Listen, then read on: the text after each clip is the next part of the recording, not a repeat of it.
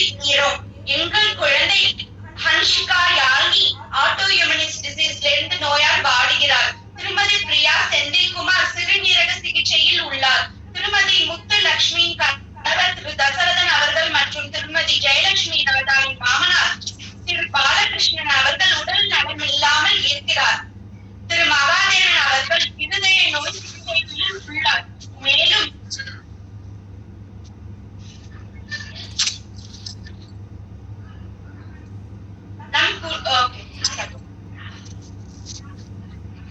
அனைவருக்காகவும் உடல் நல குறைகள் எல்லாம் நீங்கி நல்ல ஆரோக்கியம், அமைதி, நீண்ட ஆயுள் ஆகியவை அனைவருக்கும் கிடைக்கும் இந்த லோகத்துக்காகவும் உள்ளவர்களுக்காகவும் பிரார்த்தனை செய்கிறோம்.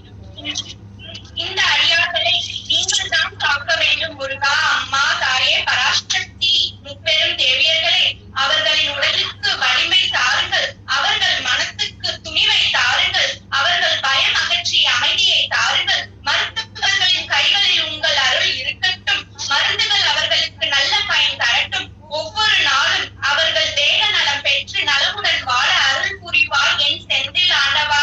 அம்பிகையே, பராசக்தியே, முப்பெரும் தேவியர்களே சரணம்.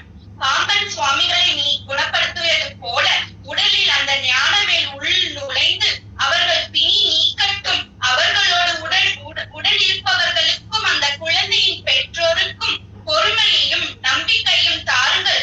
இந்த குழுவில் உள்ள அனைவரின் சார்பாகவும் இந்த அமீரக மக்கள் சார்பாகவும் எங்கள் தாய் திருநாடா பாரத தேசத்தின் சார்பாகவும் உங்கள் கமல பாதங்களில் வணங்கி வேண்டுகிறோம். இவர்கள் அனைவரின் எல்லா வழியும் குறைந்து ஆரோக்கியம் பெற்று சக மனிதர்கள் போல வாழ வேண்டும்.